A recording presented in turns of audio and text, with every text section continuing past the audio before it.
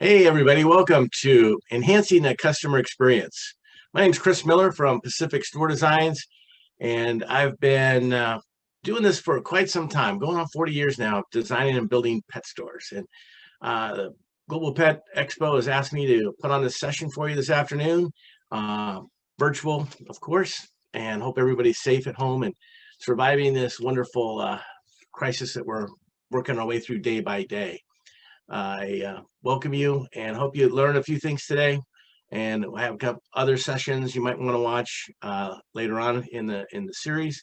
There's one on uh, ideas for space saving, and then obviously pandemic retailing, which we're going to touch on some apps and things in the future. What's going to help you run your store.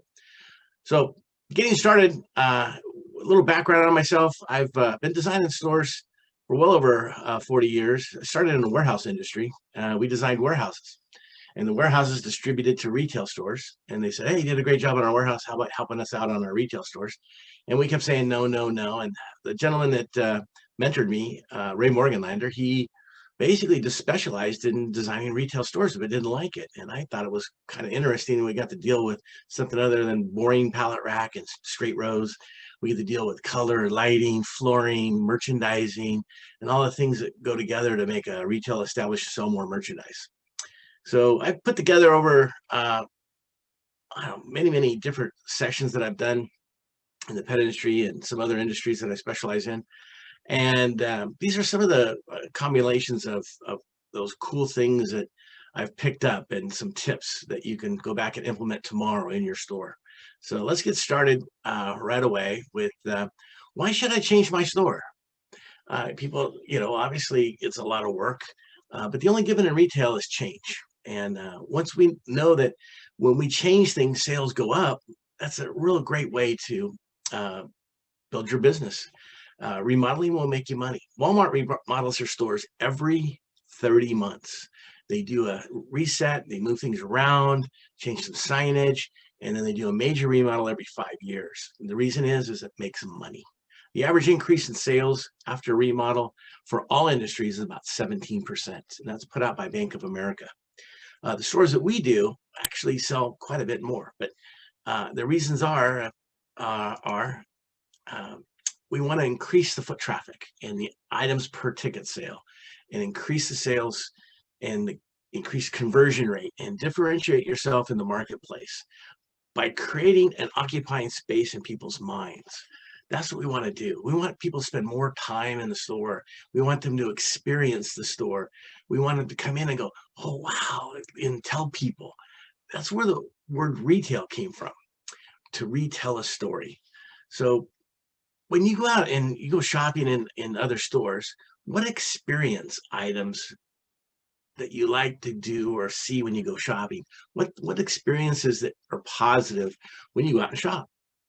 So over the years, we've asked people what they like. Since we don't have a audience here to baseball ideas and questions back and forth, this is kind of a summary of the items that people like when they go shopping. They like it to be clean. They like it to smell good, visually appealing, great lighting. I don't know if you've ever been in a, a, a store that had really great lighting.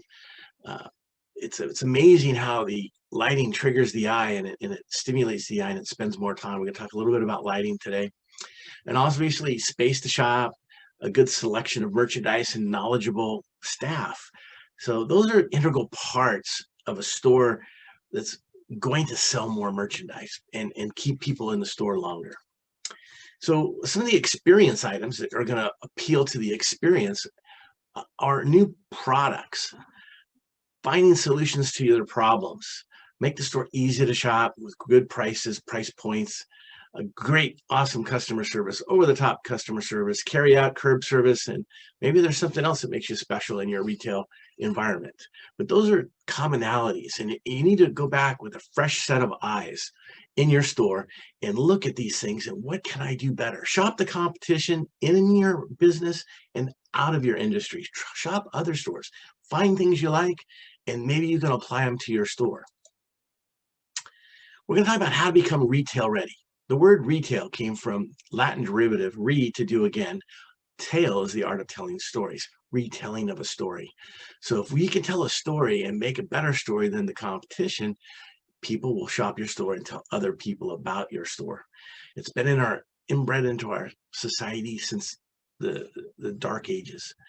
So a long time ago, back in the early 80s, I sat in a session by a gentleman named Jim Hopper, and he was CEO of Kroger International, Kroger Foods, probably one of the largest supermarket chains in the nation at the time, big conglomerate. And he was only 29 years old, and he was CEO. This guy had more charisma in his little pinky than everybody in the room. And he broke down retail into a very simple, and it just clicked in my brain. And I've been using it ever since. I tie in a lot of seminars to this. And it's the part of that fresh set of eyes review when you go back to your store. There's 4 basic areas of a store that people get exposed to. When they get exposed to your store, there's 4 main areas, and they're all equal, all 25%. So what are those different areas of a retail store? Well, the first one is curb appeal. People see your store, and it's 25% of the buying environment. Believe it or not, traffic flow starts outside. If we remodel the inside of the store, we got to let them know something happened on the outside. Why should they come in our store? Why? What did we do different? So from the time they answer the phone, they see your internet, any social media, your storefront, the parking lot, signs, window displays, anything exterior of your store is a first impression. Then the interior of the store design, we're going to talk about the experience of that design, but it's also going to tie in with merchandising and customer service because it's all part of the experience. Think of it like a car going down the road with 4 tires. One of the tires is bald and underinflated, doesn't perform as well. So what we want to do is have a car that's got a good alignment, brand new tires with the correct air pressure, and it will perform in its maximum capacity. So when we talk about exterior, we want to have it clean and inviting. This particular store was Northwest Pets up in the Pacific Northwest in Eagle, Idaho. And we went to Disneyland and shopped Disneyland at the California Adventure, and we went to the hotel, and we went to all the different Disney areas, and we shopped and spent a lot of time trying to copy ideas and create a fun environment. So when people came in, they had formed an opinion in that first 28 seconds. When they see the store, they walk in, they take 2 steps, they look left, they look right, and they take a smell, and they formed an opinion about that store. So we get a nice, simple, inviting storefront with power doors, a place to sit down. There's a relief area, there's a bicycle area, clear visual store hours, and it's a really inviting kind of a situation to create that first impression. This particular store was a reptile store, obviously, amphibian, and what they did was they went to their manufacturers that supplied them with merchandise and said, "You have any co-op advertising?" They said, "Yeah, we have lots. What do you need?" And so, "Well, we want some window graphics on my store." And they were able to get these graphics for next to nothing. And obviously, it gave them a great curb appeal, and their traffic flow increased about 30%. People never knew he was there because they didn't read the little sign. Drive-by traffic. There's 2 different types of traffic on curb appeal. There's drive-by traffic where you only have a couple of seconds to catch their attention, and then there's walk-by traffic like you'd see in a mall or in a downtown area. So we want to have eye-catching ideas. If people are doing 55 miles an hour going down Pacific Coast Highway, in this particular store in Malibu, they put a mannequin, a horse out there. It was an equine store, and again, he doubled his foot traffic. People never knew he was there, so they would come in and they'd sell riding apparel, and they obviously had dog and cat food, and people didn't know that they carried that, so it was just a natural add-on. Here's a walk-by store, Moondoggies, which we designed about 8 of them over the years. And what we have is our little greeters propping the doors open, and we dress them up with collars, we dress them up with clothing, we put balloons on them, they have signs hanging around their neck. So they're our little greeters. Be creative and change them often. And change them out. These are SandyCast items, and it'd be great if you had a mat there to says welcome. Or my favorite line is, may your pet enjoy good health always. It's a real great tagline. So in our window display, we had the surfboard with all the little mannequins and all the little doggies dressed up. So it created a fun, positive environment on the walk-by traffic. Here's another exterior we designed that's very dated. It looks in the 70s. All for the pet. Their main entrance is underneath that icon. They got a lot of window decals that look like they were made in the 60s, and they really had no pizzazz on their exterior. So in order to enhance that buying environment, this is a before image. You can see what we did afterwards. We created a sign up high and made a natural entrance. We put their tagline, all for a wag and a pet. We put lifestyle graphics on the windows and added power doors to their entrance to break down the barriers of intimidation. So anything you can do, traffic flow starts outside.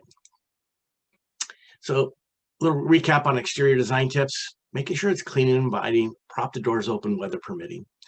Topiary animals and typically lighting. If you take a wire cage and you grow a plant inside and trim it to the wire cage, or have a faux animal in the shape of a dog or a cat or a bunny or a bird, people instantly know that's a pet store just because of the silhouette. I call it universal language. Whenever we put in an open sign over the door, we do it in the shape of a bone. That way, it's universal language. It's a pet store. No matter what language you speak, no matter how fast you're driving by, it's a pet store. Van ramps, graphics, extra exposure out on the street. So if you have a car for $3,000 or $4,000, you can get a van ramp, or you maybe even get the manufacturers to help with some co-op dollars as well. And whether or not you can get lifestyle graphics in your windows, check with your city, because they're often regulated by square footage and what you can do. You can also put a graphic on the inside and illuminate it so it doesn't apply to exterior graphics. And then make sure if you do any window displays on walk-by traffic, they're very simple and tell a story.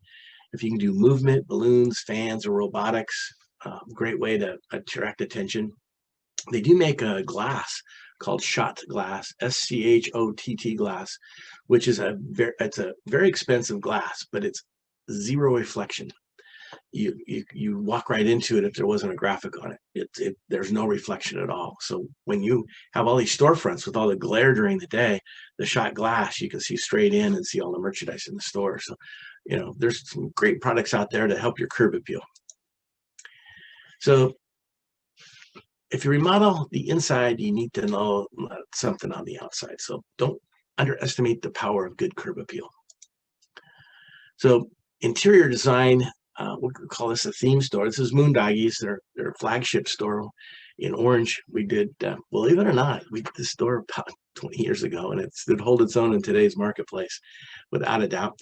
We had environmental aroma of plumeria coming in out of the store. We had background Hawaiian themed music, slack key kadar. We had anything to do with the islands and surf and fun. Everybody wears Hawaiian shirts, and they come in the store, they say aloha, and they say goodbye, they say mahalo. Everybody had a name tag on the shape of a surfboard. It was this cool vibe, fun store that was really a great shopping experience because we were able to use a lot of theme props. We had a playpen up front so they could pet the bunnies or the animals that were available at the time. They had a litter, rescue litter, so you could sit down and interact with the animals. It was a great first impression. It would draw people in from the mall. And then having creative displays a wow factor. When you first walk in, there's a decompression zone. It's usually about a 9 by 9 area, 9 feet by 9 feet. It's 1 to 3 steps. When they open the door, they come in, they look left, they look right, and they can decompress. You're not hitting them with closeouts. You're not hitting them with the back of a checkout counter. You're not doing anything like it's a closeout sale. It doesn't look like a rummage sale. We want to hit them with a wow, a visual impact, interest, a clear value price point, a package, a kit, something that can go, wow, that is cool. And what do they instantly think about the rest of the store? It's cool too. It starts the buying experience. It sort of takes a check off the list and says, hey, I'm special. So you can do a doggy mannequin in a bathtub with all the different supplies that's available. It's just a great first impression. So another thing we like to do within a store to change the experience or keep the experience fresh is to put everything on wheels. So that way we can flip and create a new end cap, because we have buying habits that are very linear in a retail store. People follow the same path. So if we can just spin this bulk bin around, they see different product the next time, they see different end cap. So it keeps the freshness, so you can move it around the store, put something else there. It makes it very easy to keep our store fresh and new and inviting and new and different. People like to shop because they want to see new things. Or movement. This is a beta bubble wall. We have bubbles coming up behind the beta dishes. By adding this with the water vinyl that looks like water behind it, I think it doubled our sales in betas. And then the newest ones we're doing now have plug strips. So the little tiny aquariums with the little lights and the little pumps on them that are really mini, the little tiny ones. You have a place to display those as well. And some higher end holders, glass holders, or little mini tanks. So it's a great way to cross merchandise as well. On the left side, you see the different accessories you can accessorize with. And because it was so successful, we designed an island bubble wall. If you have a plug in the floor, a cord can come down from the top. You can have an island which you can shop 360. So you can have all the kits, and you can have see-through bubbles. So you have displays on both sides. And this takes up about a 2 foot 6 by 30 inch by 30 inch foot plate. You can make it different sizes, but it's about a 30 by 30. It doesn't take up a big footprint, but it certainly creates a little fun excitement area. The bubbles coming up in the middle. And on the left, cat adoption holders with ramps. They can go and they can plug them up, and they can have 3 individuals. There's dividers, things. So you create a nice, positive, warm and friendly, professional cat adoption center where people can view the animals in a safe fashion, and it can also be ventilated as well. And if you want to do more of a budget end beta wall, we have LED lighting shelf strips. And then instead of pegboard in the background, you'll notice the water vinyl, again, basically emulating they're underwater, and you can see how it triggers the eye. And we stagger the shelves. So the light hits the edge of each shelf. We start out with a 16-inch base, and then we go with a 15-inch shelf, and then a 13-inch shelf, and then a 10-inch shelf, and then a 7-inch shelf. We create this visual curve. So the eye's the camera, it's always going, and if we can get a curve going, we can expose them to more merchandise and not straight up and down. So it also makes the aisle feel bigger. So if you can curve things out, it makes it more spacious and more comfortable to shop. Music, sound, smell, and theme. Creating that theme with smell is so powerful. I was in a store, all they sold was animals, and it was so bad. There was people at the front counter like this. It was smelled so horrible. They were in there buying feeders or buying animals. It was just impossible to keep the store smelling well. So that was our #1 goal, was to create fresh air exhaust, put in a UV sterilizer, and add carbon, and put in some scent machines. And we got rid of all that smell, and people were staying in the store and buying more merchandise just because it was more comfortable. So you can get background music and nature sounds and theme displays. We're putting in a faux tree in a store, and it's got a canopy on it, something like you'd see in one of the Disney films. And we have all the bird feeders, but we have bird noises and the smell, and a creek in the background as you walk by. It triggers a motion detector, and it triggers the sound, and it creates a sense of smell, and like you're in the forest and you look up and you see the bird feeders, and they got the wild bird food and all the different accessories right there, and you walk through this department going into the store, and it's a great first impression. So we're quite excited about that opportunity as well. Often overlooked in a lot of stores as part of the experience is a professional area to consult with people, not at the checkout counter, but an area that's depicted just for weight management and food comparison. And there's a scale in this item to the right. There's a scale there so you can weigh the animal. The drawers are for samples, and then a computer to pull up their food and what they're serving them, and then do a comparison and get them to transition into a new food.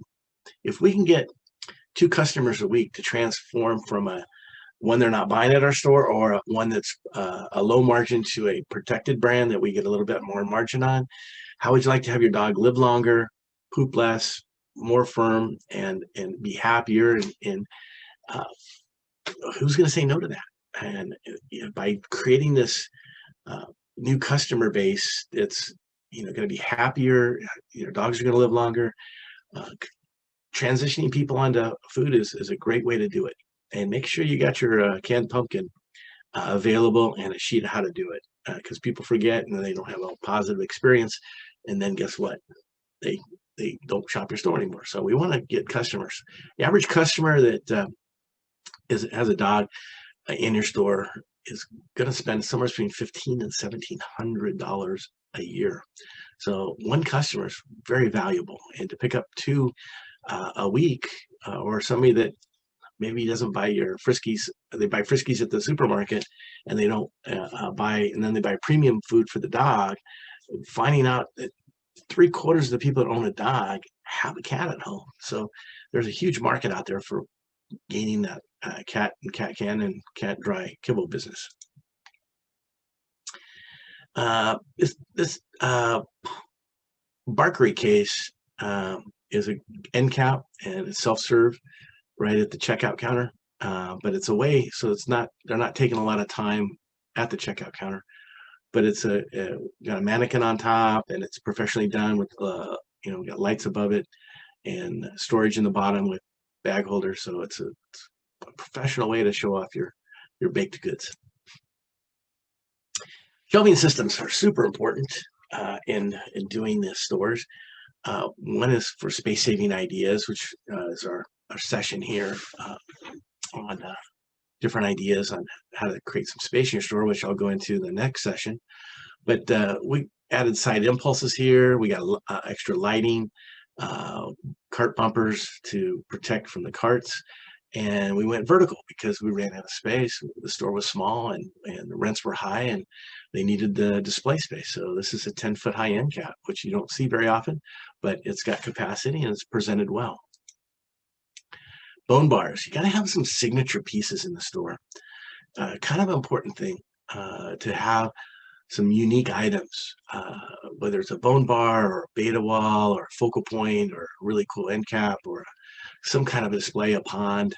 Got to differentiate yourself from the marketplace. If you have live animals, this is a small animal reptiles display that we did for Cahoots and many of their stores, where it's recessed into the wall with a nice design around it, ventilated and locked and key and very professional. And then you display in terrariums like you would sell them. So you can decorate the terrarium just like they would, and they can actually buy that terrarium, take it home, or you make one up for them and get the animal. And then ready to run aquarium walls.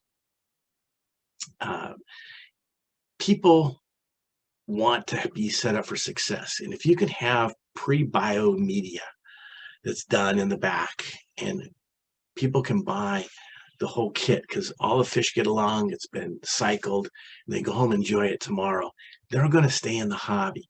The people that go home and they put one fish in, and then they come back with a water sample, and they go through this whole process, and then they end up killing them, and they're out of the business, they're out of the aquarium hobby within 10 months, oftentimes less than that, and they don't return. So we want to set our customers up for success.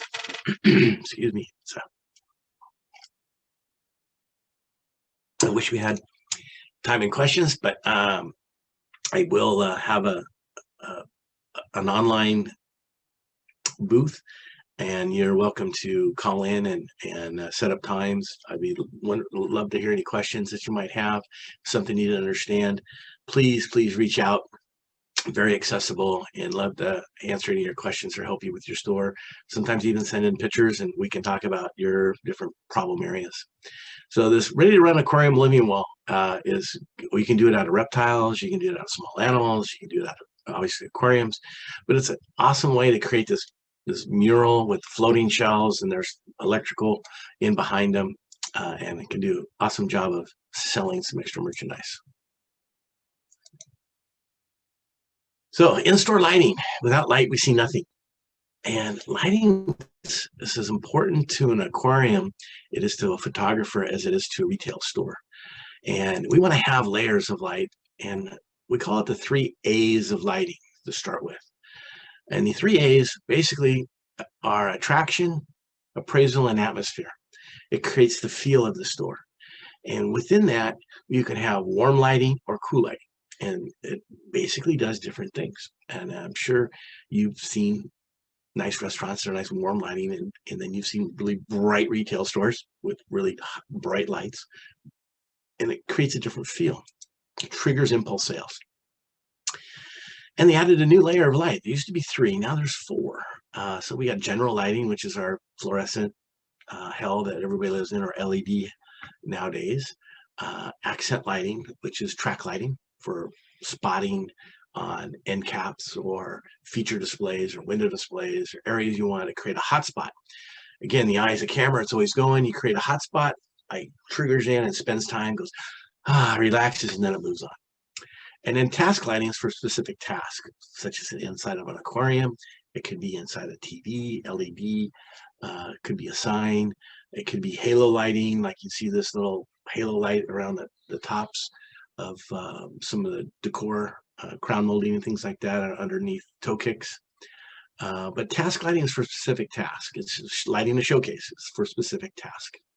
Then decor lighting is a visual fun experience lighting. That might be a chandelier over a bone bar like you'd see in Wolfgang Barkeries. So those are like a wall sconce in the shape of an animal, or something that has to do with like a bone. With it's the shape of a bone, but it's just like an accent decor item to create some interest. So don't forget about real important lighting. So we got our you see on the left, we got our track lightings, our accent, we got our general lighting, we got showcase lighting, and we got perimeter wall lighting. That's a task. That perimeter wall lighting will increase sales up to 12% just by putting canopy and lights in your store.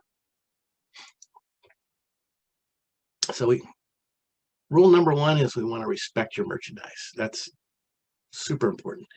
The floor is made for feet, mops, and vacuums. It's not made for products. We want to get the product off the floor and show respect for it. This is a themed kind of shelving. You'll see that it's got task lighting, and we cut out a bone in the top of the different items. We got swing panels to create some extra selling space, and we've basically been able to tell a story every 4 feet. So there are modules, and the reason why it's up off the ground like it shows, and there's storage in the bottom, is because it's a high traffic, high volume grooming / self-wash / spa store, and this is the area you walk through to get to that area, so the dogs aren't ruining merchandise, if you know what I mean. So a little recap. What can I do to make my store better and create a better shopping experience? We make sure we remodel the staff. We gotta make sure the staff is trained and keep training them. There's a Pet Store Pro program that Global Pet Foods has. It's got some great training pieces. It's free. Sign up for it. Knowledgeable staff. Get them going through their program. It's an awesome deal. Create some new signature pieces, whether it's a bone bar or a focal point, or try something different and make it fun to shop. Dare to be different. Create a visual plan and do it, and budget for it, and make sure there's change in the store. Whenever you change something, sales go up, you did something right. Sales go down, you did something wrong. And if sales are flat, it's time to change again. So find ways to create interest, and don't forget to add sensory items for music and smell. very powerful background music. I'll tell you, it's just amazing how it works in a store. That feel, that energy that comes out when you do a store. So build a fanatical fan base with your customers and your staff. And I'd like y'all to think about one or two things that you learned out of your session that you'll promise yourself to go back and implement in each of the areas of the store that we spoke about. So those areas are the exterior, one idea for the exterior that you'd like to do, one idea for the interior, one idea for merchandising, those signature pieces. What can we do? And then staff. What can we do with the staff to create an idea to raise the bar and get them to operate at that next level? Set a goal every day for your staff. What is our goal today? Well, last year we did $1,648. We're on a 10% up click. And so that means that we got to do $1,830. Our average ticket was about $39.50. We wanted it 41, and we want to have, instead of 3.75 items per ticket, we want 4.25. How are we going to get there? Well, you're going to have to ask questions, build a relationship with the customer, and offer more merchandise to sell. And you'll see an increase, especially if you go beyond the call of duty.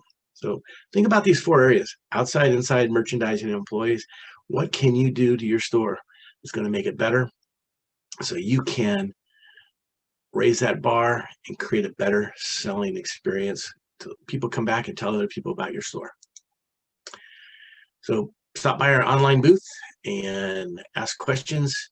And I'd like y'all to thank you so very, very much for shopping at Global Pet Expo 2021 and our virtual store for the first time ever. Enjoy. Thanks, guys.